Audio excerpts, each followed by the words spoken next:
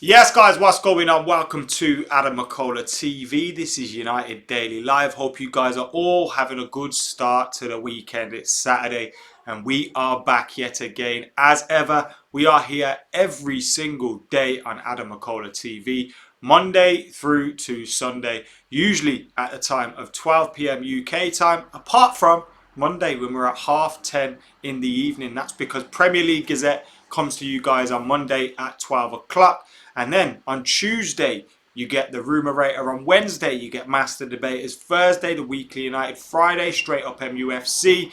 Sundays, you get the Pod to Nowhere. And later on, I'll have another upload for you as well. As Saturdays are usually left to some sort of gaming or special type of video, like a tier list or future 11 or something like that. So we'll have another video up for you guys today as well. So make sure you're keeping it locked to AdamMcKola TV by hitting that subscribe button. And to those that have joined AdamMcKola TV as well and became a member and are helping support AdamMcKola TV, thank you to every single one of you that have joined. If you join in the near future, thank you to you guys that are going to join as well. But to everyone that's joined, thank you very much for becoming a part of the AdamMcKola TV members community and of course helping the growth of the channel. So thank you to everyone for locking in.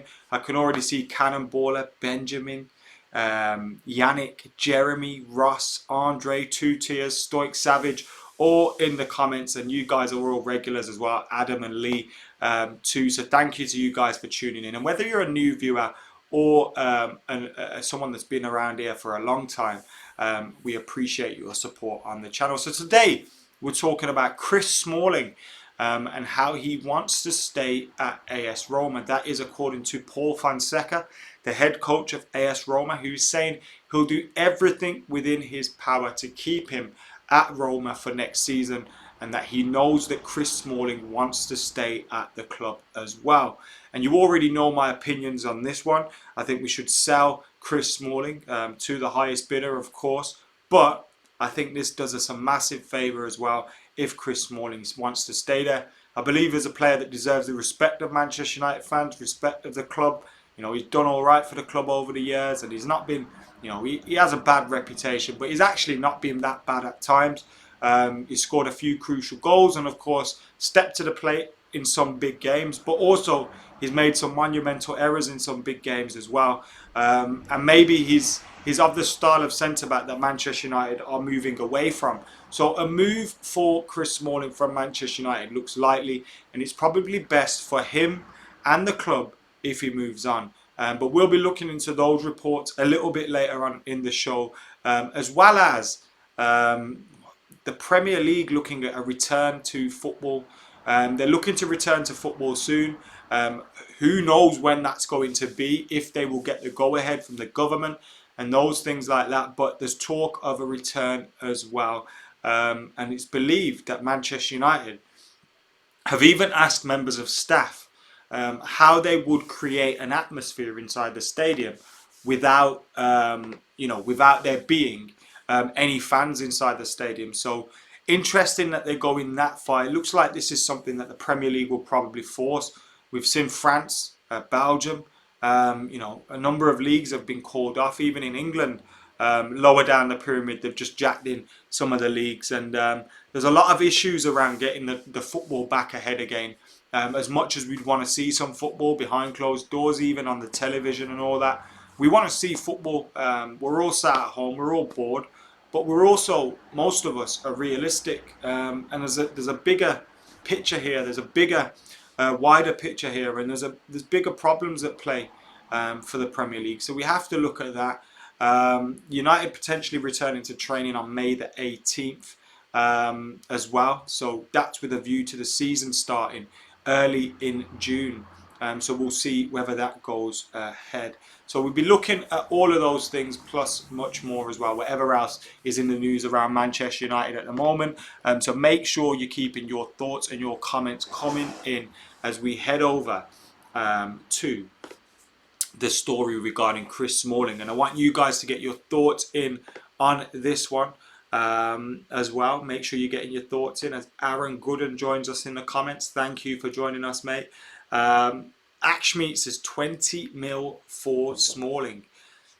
I reckon we could get more than that. What do you guys think? Let us know what the fair price for Chris Smalling is. Yes, C squared. Hope you're having a good one, mate. Morning, Al. How you doing? Hope you had a good birthday this week as well. If we take less than 30 million for him, it's pathetic, says the Blur. United should ask for 25 million, says Kazim. And we got Arman and Glenn in the comments as well. So let's look at these comments from Paul Fonseca. And we're looking at the story that Roma head coach Paul Fonseca is desperate to keep on loan Manchester United defender Chris Smalling for at least another season. Harry Maguire's arrival at the world's most expensive defender last summer left Ollie with a bloated squad, and while far from the worst centre-back on the books, the 30-year-old was allowed to leave on a year-long loan. And I think that was pretty much down to the fact that no one was coming in for Chris Smalling. No one came in until very late for Marcus Rojo. Do you remember he was about to leave in the summer for Everton? That move fell through, and he stayed at Manchester United and then left in January. Now, Chris Smalling was the better of those players that were affected by Harry Maguire arriving at United, Lindelof, Axel Tuanzebe coming back, and he was the one that left. Now he left on loan. No one took that jump on him, that leap of faith to pay a transfer fee for him. And United probably thought, actually, if we can send him away, he can do well in Italy. The fee will be higher anyway, so it's probably it's a catch-22 situation. He goes there, does badly, and then your fees, just blown to bits. You probably wouldn't even recoup the 12 million that you spent on him all those years ago. But actually, he's gone there, and maybe we could now even double our money on him. And Paul Fonseca, Paulo Fonseca, has been speaking about the player, and he's told ESPN, I will do everything I can to keep him at Roma next year too. I know he wants to say, so let's see what happens. He's an amazing man, so humble, so professional. He is adored by the fans and established himself as one of the leaders in the dressing room. It's not easy for English central defenders to adapt so quickly to the Italian football. The record there isn't good, but he has been amazing. And it's clear that they love him over there in Italy. They absolutely adore Chris Smalling. There's even talk about Juventus, Inter Milan, other clubs possibly coming in for him as well, which is, of course, very, very interesting. George says 35 million for Chris Smalling. 35 million? I reckon you could get 30. He's 30 years old at the moment. 31 in November. So, you're probably going to get 2-3 years of him at his peak. You say at his peak. Who knows if that was his peak year. But, yeah, I don't think we'll be getting more than 30 million for him. Not in pounds anyway, maybe euros. Chris Smalling gave United good service, therefore a realistic price taken into that account should be negotiated, says Peter Jackson. And yeah, you've got to be fair to Chris Smalling. I mean, he won everything at Manchester United apart from the Champions League. He won the Premier League under Sir Alex Ferguson. He obviously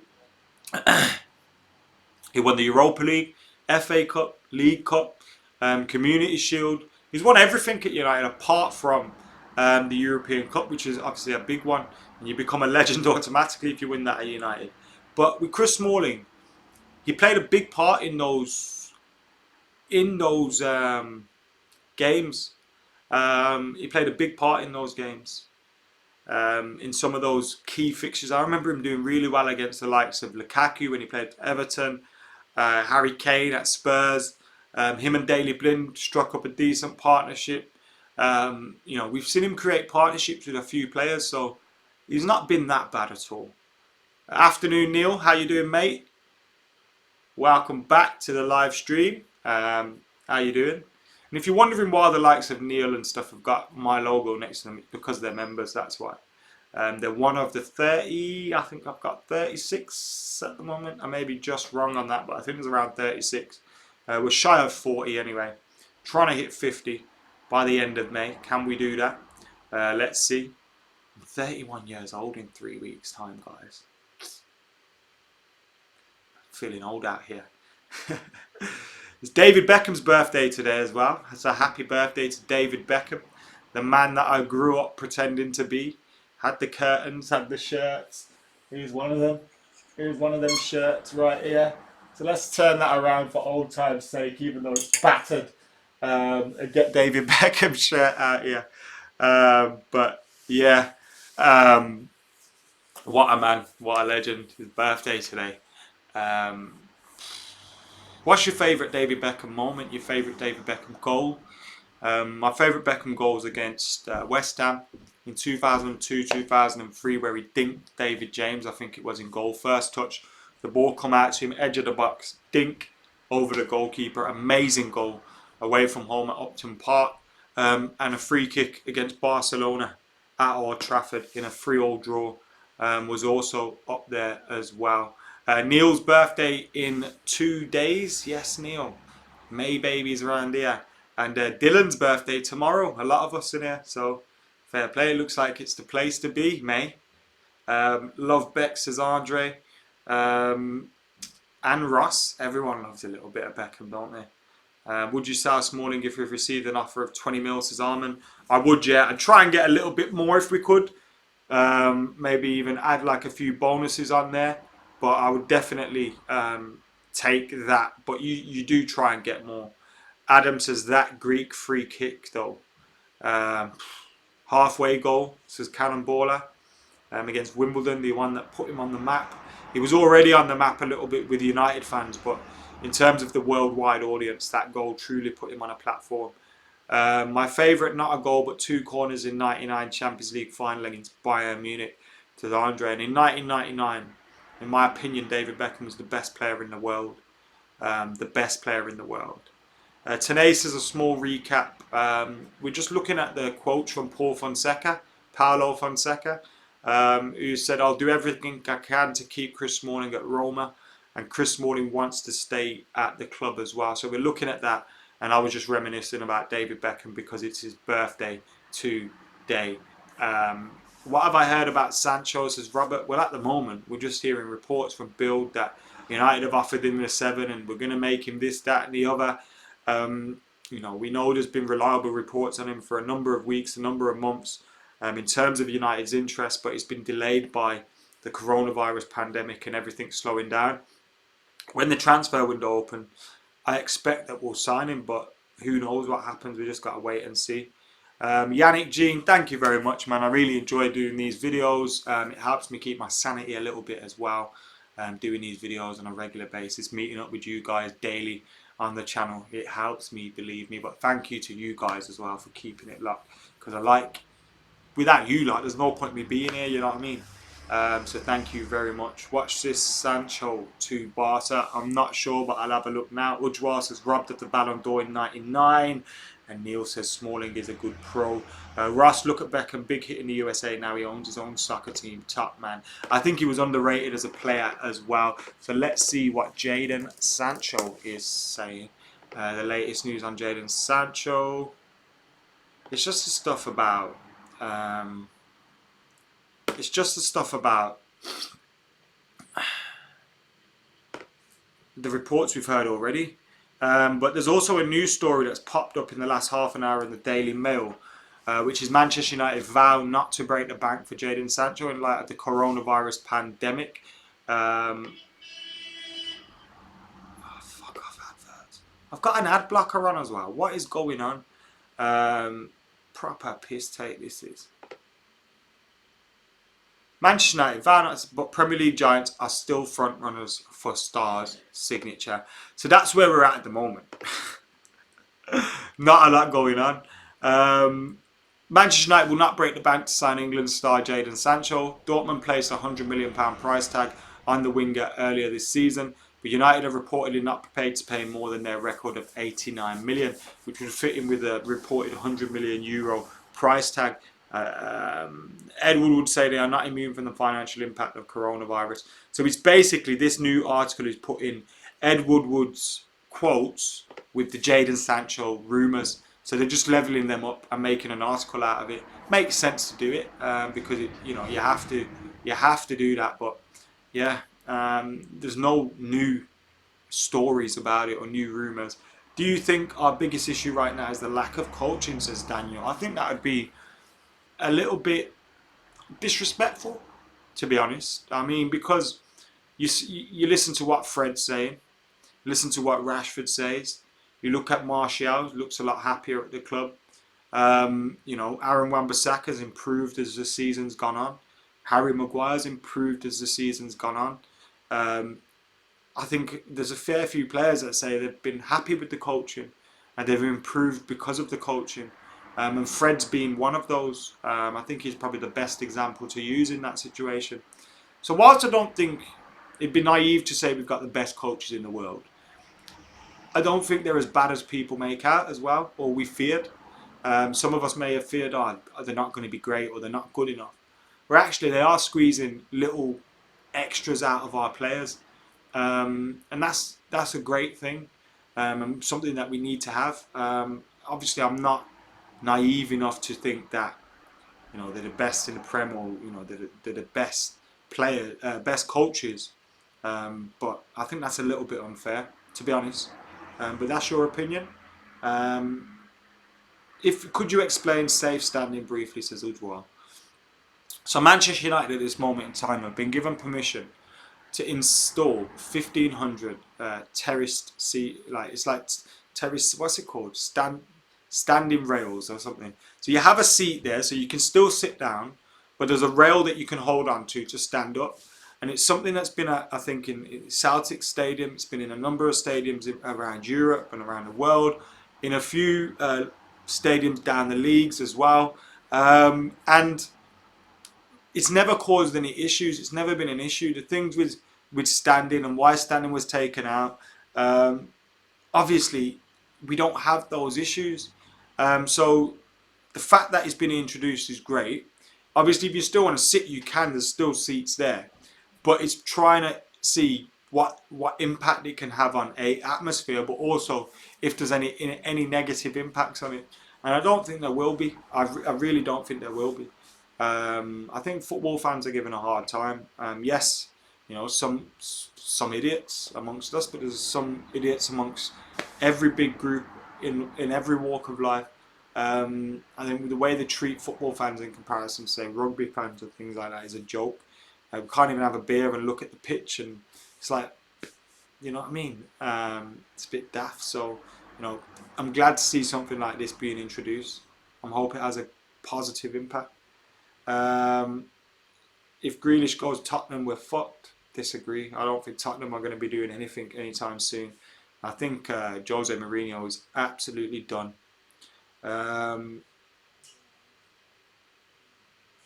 Do you think Dortmund will reduce their asking price for Sancho after what Woodward's been saying? Says Arman. We're probably just seeing, both clubs playing a game of poker in the national press and the international press, and coming out and kind of saying, wow, we're not going to accept lower, we're not going to pay more, look at the time that we're in, it's difficult to do this, because Manchester United and every club interested in Jadon Sancho knows that he wants to leave. So what we're now seeing is a game of poker going on between the two clubs.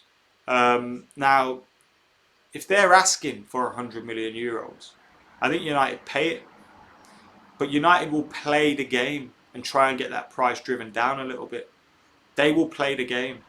And they have the time to do that. Nothing's going to happen in terms of, transfer business. Nothing's going to happen yet until we know what happens with football, with the transfer window, when everything's going on. If we can play behind closed doors, I think United probably start the ball rolling to get a deal done again. If there's no football for the foreseeable future, then you're looking. It's a difficult one. You know what I mean? That you're not really going to look to invest that money, because then you're probably lumbered with a player that's coming in to the club in the summer. You're going to pay his wages for time when he's not even going to be playing. So you may as well just wait.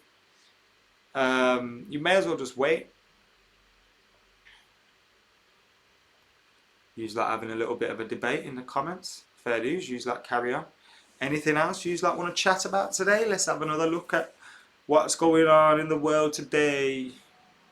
People fighting, freaking and looting. It's okay. Let it go. Let it go. Let it sometimes roll. Tell him, Dre. See, this is what happens. I'll just say one random sentence, end up remembering a lyric that sounds like that and going through a whole song in my head for hours. Premier League clubs are making plans to play behind closed doors for the entirety of next season. Um, Manchester United would lose 110 million, and Arsenal 100 million would lose the most in match day revenue. But I imagine with there being a lockdown on fans being at stadiums, you probably make more money from the televised, because you'll have more televised games. You know what I mean? You're not going to have 3 o'clock kickoffs which can't be televised. So I think eventually you probably make your money back. I don't think match day revenue, whilst that's a lot of money over the course of a season, I don't think it would impact the clubs that much, especially if games go on behind closed doors and clubs can televise every single game. It's a different ball game then for the TV money. Sky Sports and BT are planning on giving viewers a red button option on artificial fan noise should games be played behind closed doors. Oh my God. And the Premier League have released a statement on this Project Restart bullshit. I think it's a bit naive with what's going on, but these lot are trying to force it down the line. And we've got this story from United Report, so thanks to the guys there. It was elsewhere as well, but I'm using their article to read this statement from. The Premier League have issued a statement after the conclusion of Friday's meeting between shareholders. The main topic of conversation was the league's Project Restart, with specific points being the usage of approved stadiums or neutral stadiums. So you're stripping away home advantage for the last 9 games. I don't know how that's fair by any stretch of the imagination. And you hear a lot of clubs, particularly those outside the top 6, are unhappy with that happening, and will probably try and veto any of those things going down, which again will cause problems. The Premier League statement says, as a meeting of Premier League shareholders today, clubs discussed possible steps towards planning to resume the 1920 season when it is safe and appropriate to do so. It was reiterated that the thoughts of all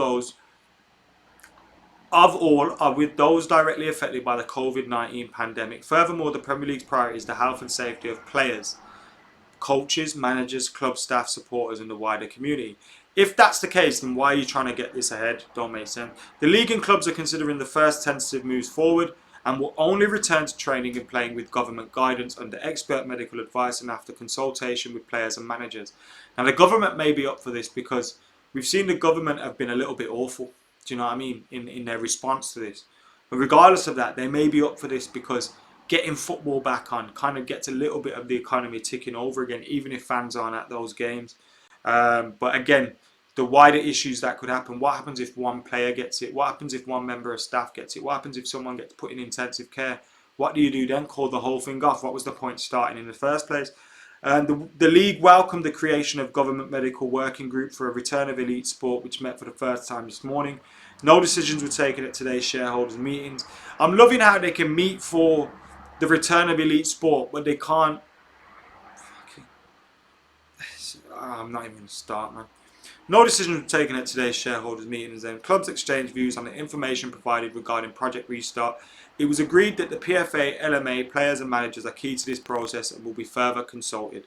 The clubs reconfirmed their commitment to finishing the 1920 season, maintaining integrity of the competition, and welcomed the government's support.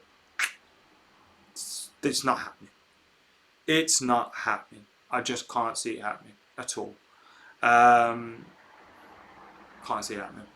It's not going to happen, guys. Have a Skype crowd, says Benjamin. Watch along crowds. That would be funny, wouldn't it?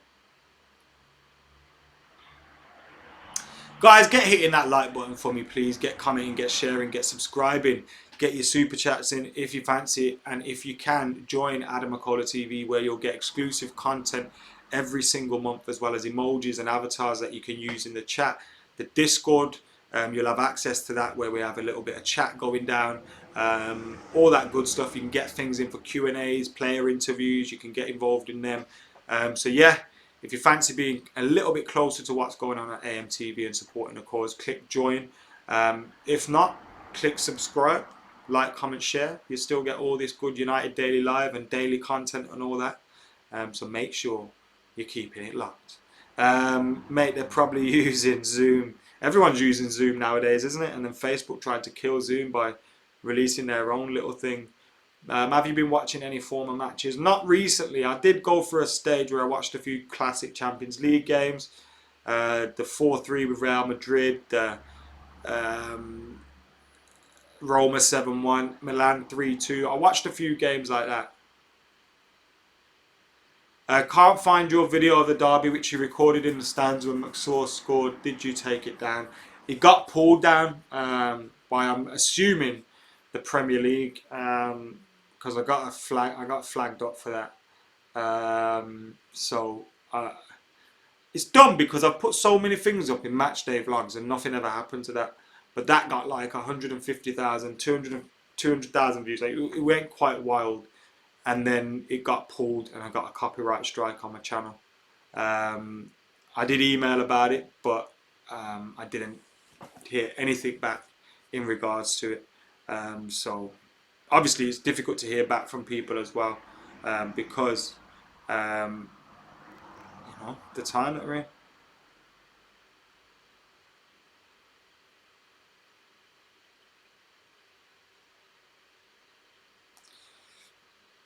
So, Mike E. Smith said players getting wage cut advice. What's that about? So, Manchester United players are considering taking legal action should they fail to be given a 25% pay rise should the Premier League season be brought to a Premier League premature end. The league is currently suspended due to the coronavirus and there is no indication about when English football will resume. If the season does not finish before the end of June, it may cost Premier League clubs hundreds of millions of pounds as they fail to meet sponsorship and broadcasting contractual obligations. It means that United players may not be entitled to a 25% rise, a pay rise that they are entitled to if they achieve Champions League qualification. European competition is also suspended, meaning that they have had both their avenues to automatic European Champions League qualification curtailed unless or until the suspensions are lifted. However, United currently sit in 5th in the Premier League, which would mean that they will go into the Europa League next season. There is a chance that they could be awarded if the positions are decided on coefficients. So basically, these are based on reports from the Daily Mail and things like that.